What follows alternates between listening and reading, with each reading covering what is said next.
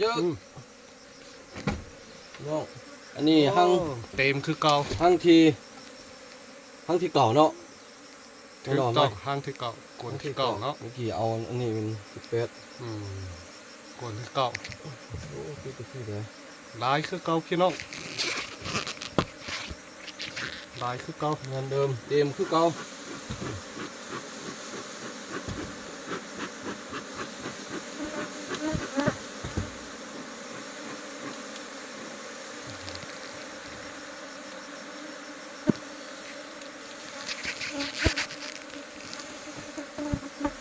ลาย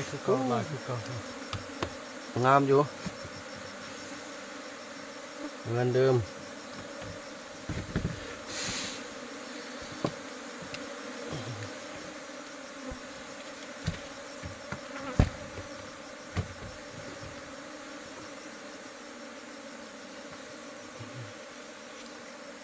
ฝึกกวนธรรมชาติ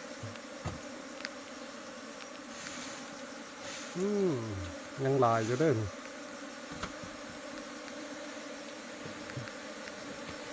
เอาจังหวะปาดบัดนี้ปาดชัดยอดถูเบิ่งน้ำนี่เป็นลิ้นโอ้สุดยอดเลยงามบ่โอ้ตันดีสุดเลยขาวจ้วะเลย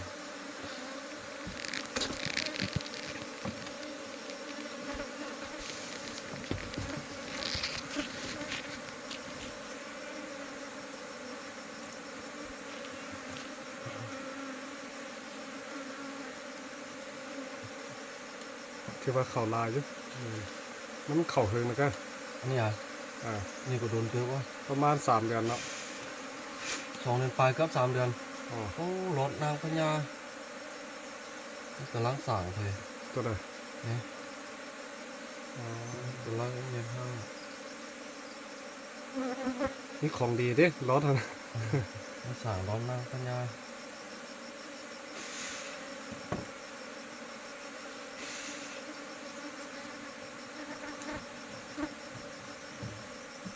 มันนี่เกี่ยมมันนั่นโอ้มันเกี่ยมใหญ่ห้างว่าไหม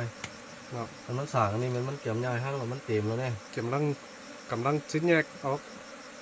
กำลังขยายห้างว่า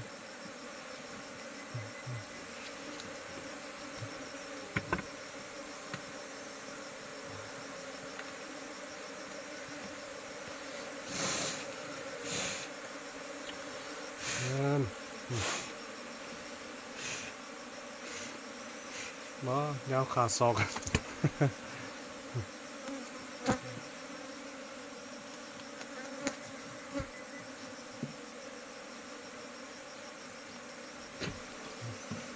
โอ้กลเกาเนี่ยเนาะแม่มันก็ยังอยู่ในบ่กระดายนะกำลังจับตุ้มไปละทุกข้าง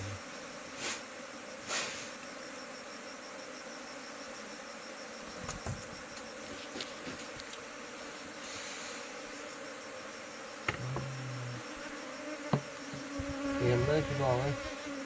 เต็มโคนเต็มติ๊กเต็มจนอัดบ่มีเหลือ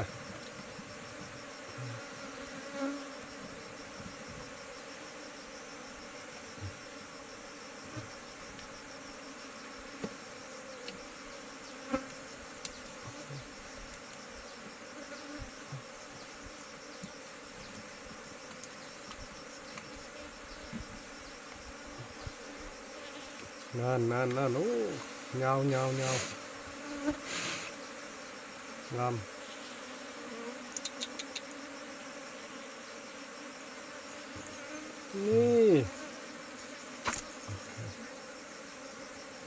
สิเต็มคูอีกแล้ว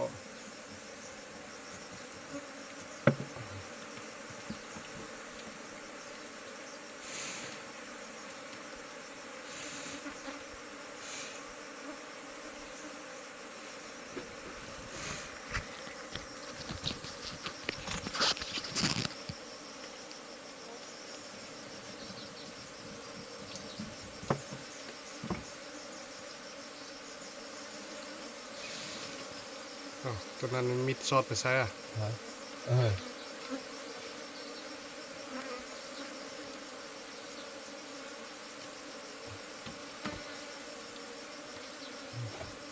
เอ้ยเงาโอ้อันนี้ทำไมปาดเลยสิ ปาดเลยสิตกแล้ว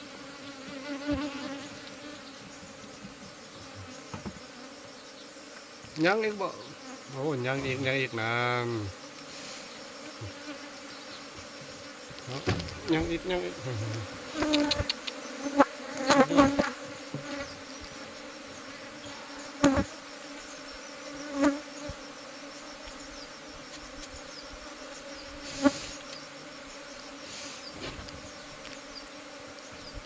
เบิ่งดีๆเออไรแล้ว